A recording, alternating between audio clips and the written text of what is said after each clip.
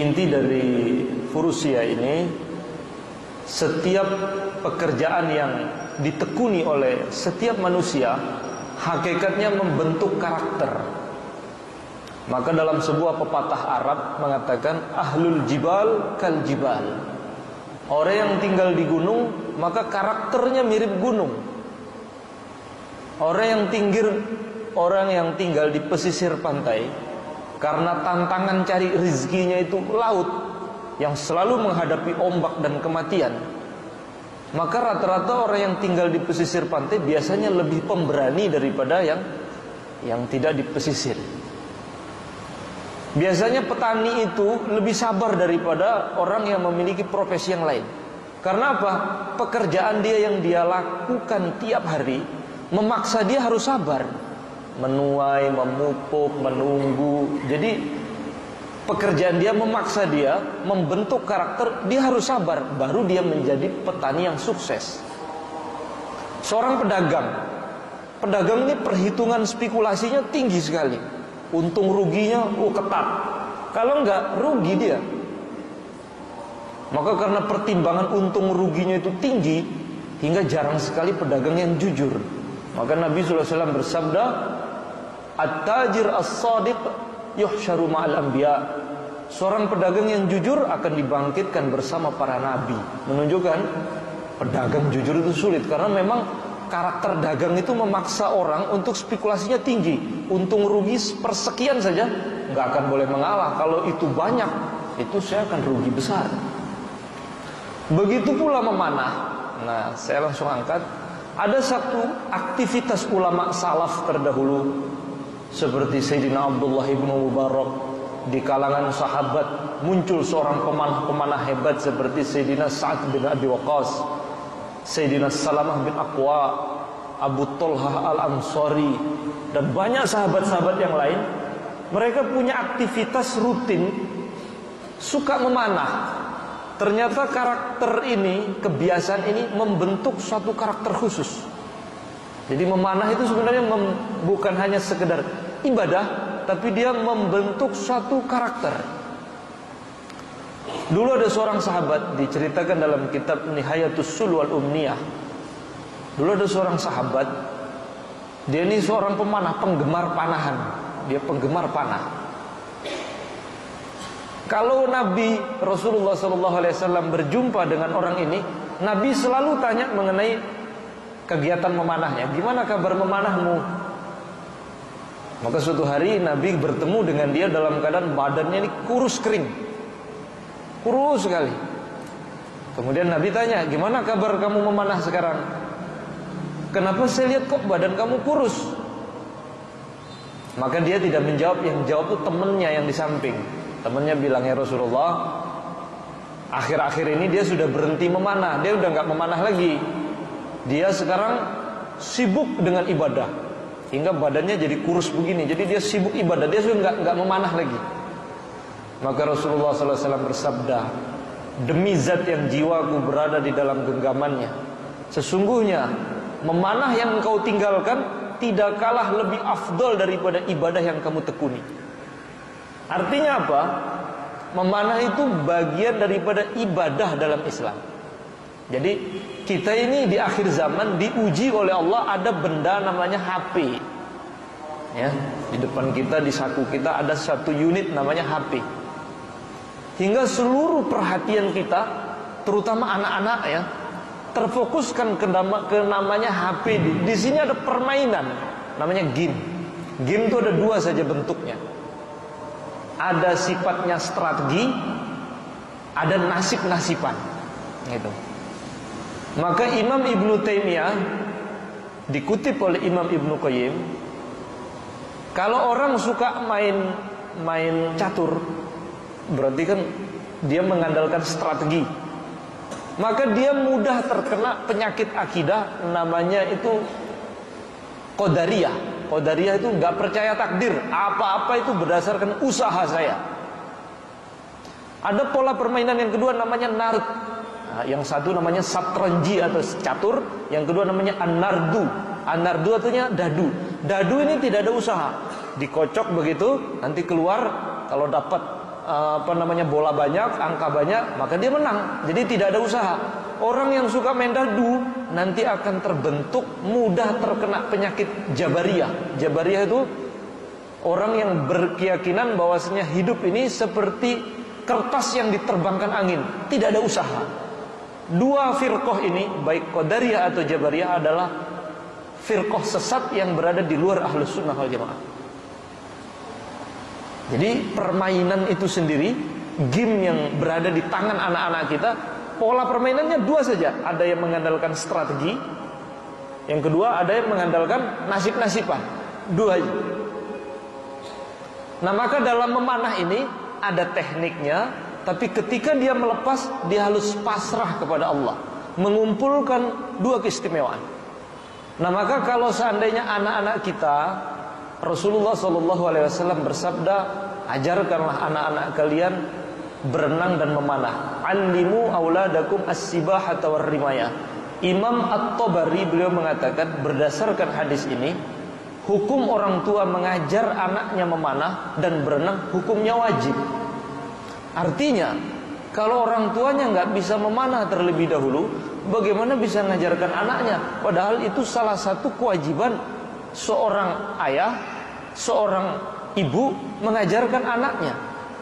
Nah, maka ini adalah suatu khazanah Islam yang sempat terlupakan sekian lama, terutama ketika terjadinya perang dunia pertama. Ketika terjadi perang dunia pertama, mulai muncul senjata api, maka ilmu memanah ini mulai terlupakan di seluruh negeri-negeri Islam. Padahal dulu ilmu memanah ini diwariskan tekniknya, busurnya turun-temurun dari generasi ke generasi.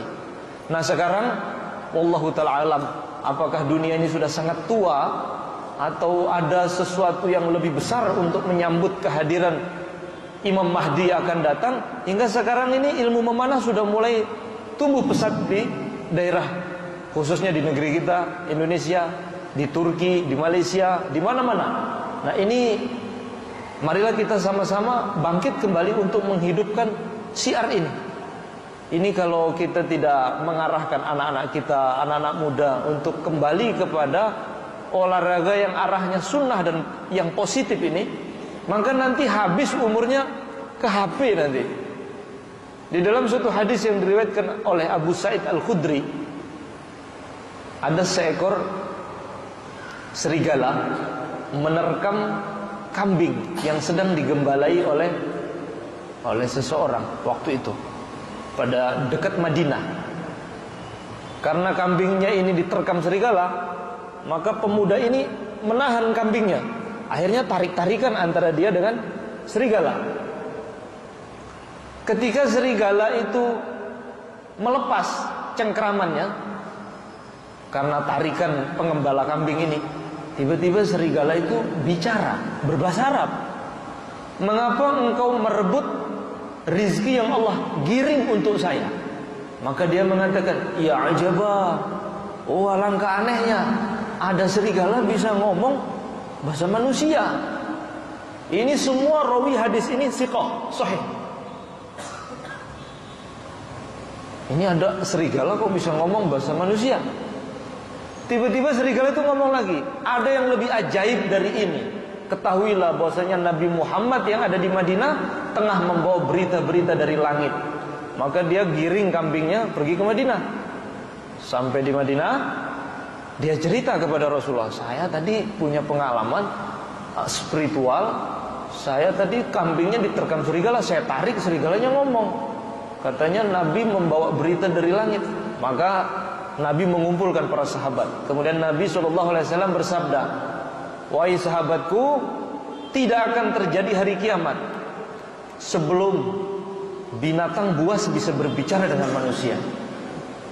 Kemudian tidak akan terjadi hari kiamat sebelum pegangan cemeti laki-laki bisa berbicara dengan dia.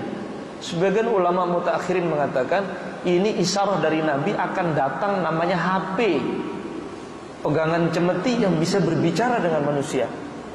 Dalam riwayat lain ada lanjutan, tidak akan terjadi hari kiamat sebelum tali sendal seseorang bisa berbicara dengan dia. Kita sudah mengenal ya bentuk tali sendal. Kalau kita copot taruh di telinga mirip apa?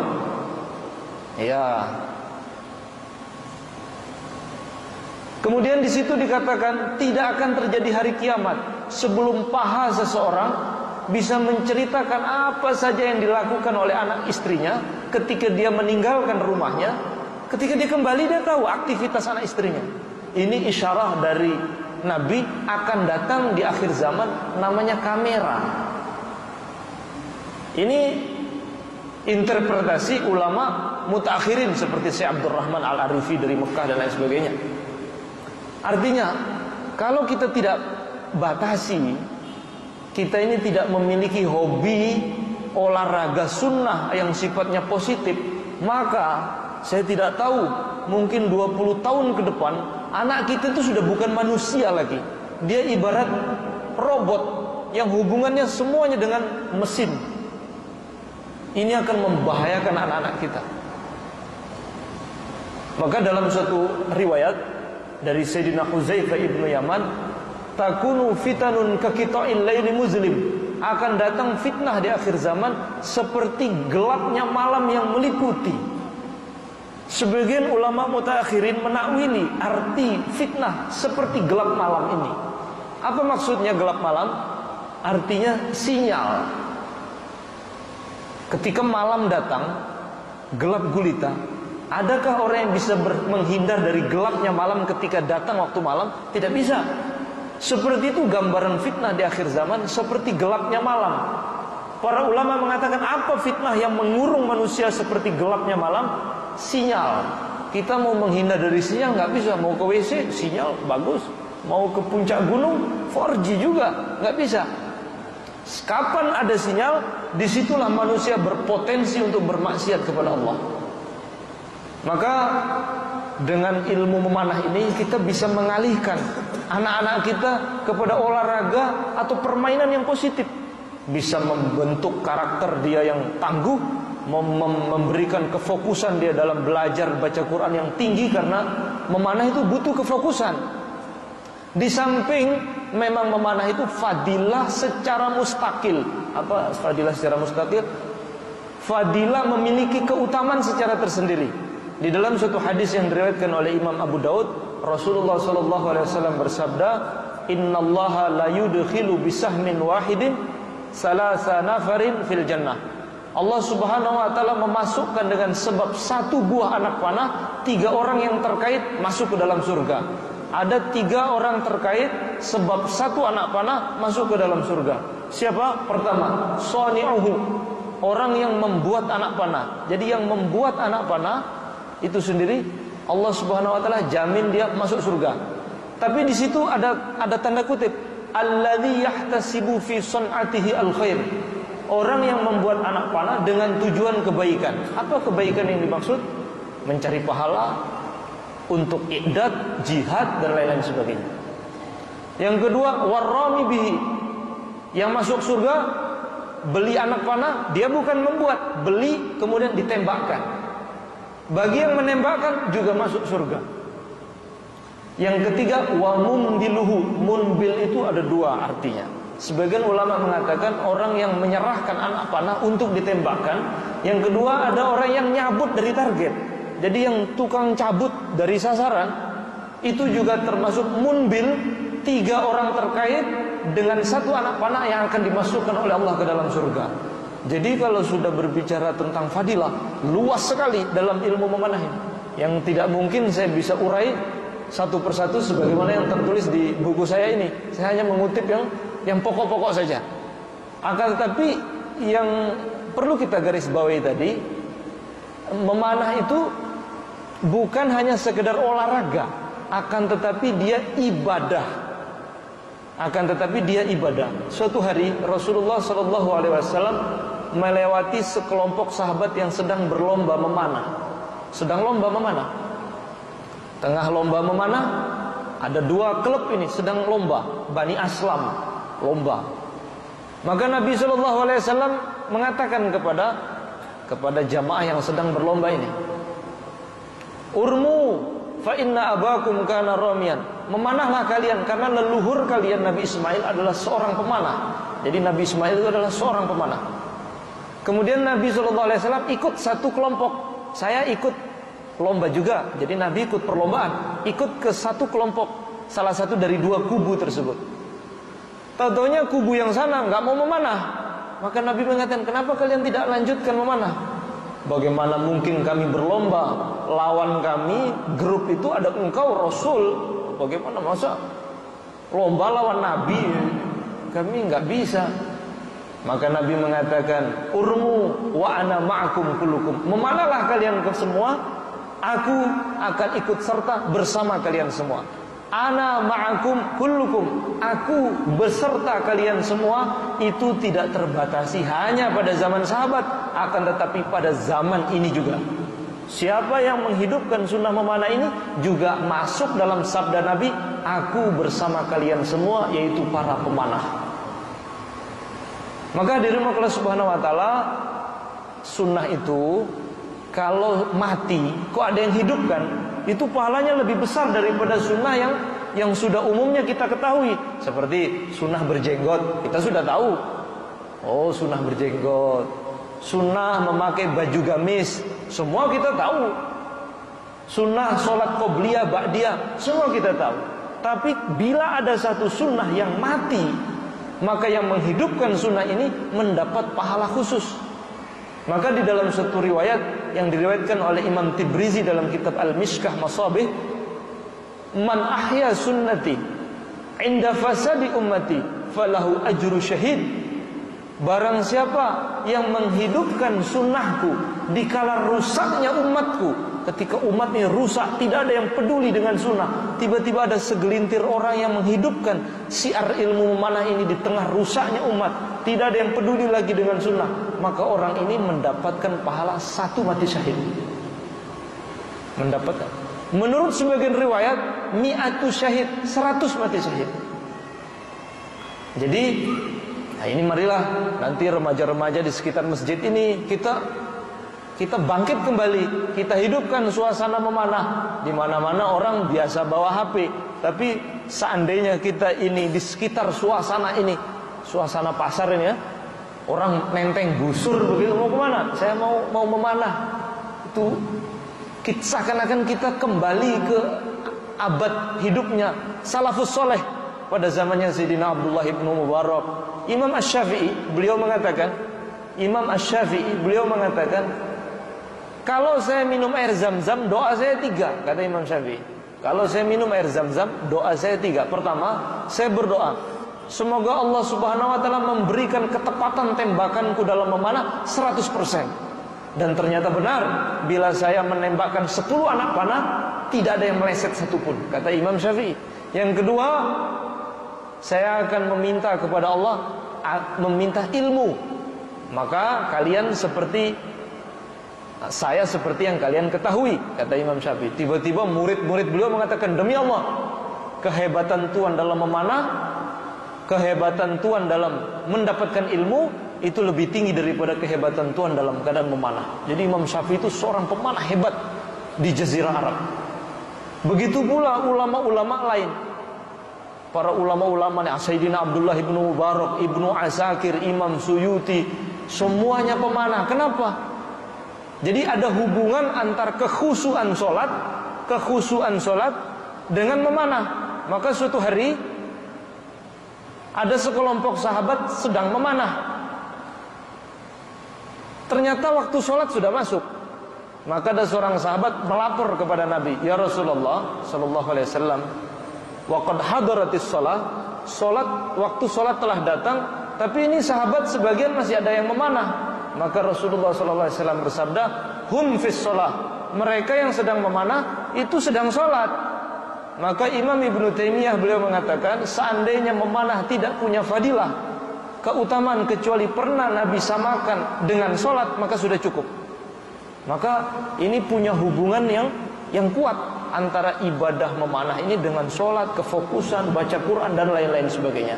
Semoga Allah Subhanahu wa taala memberikan taufik kepada kita, bimbingan kepada kita, termasuk salah satu umat Rasulullah SAW yang menghidupkan syiar ilmu memanah, sunnah yang hampir hilang ini. Semoga Allah Subhanahu wa taala memberikan taufik, inayah kepada kita semua, amin ya rabbal alamin. Sekian dari saya. Apa ini sangat terbatas sekali waktu saya. Ini asar ini saya akan di mana, masjid mana? Oh. Ya, semoga pertemuan yang singkat ini mendatangkan berkah untuk kita semua dan seluruh umat di akhir zaman ini. Subhanallah bihamdihi, subhanallah, asyhadu an la ilaha illa anta, astaghfiruka wa atubu ilaik. Assalamualaikum warahmatullahi wabarakatuh.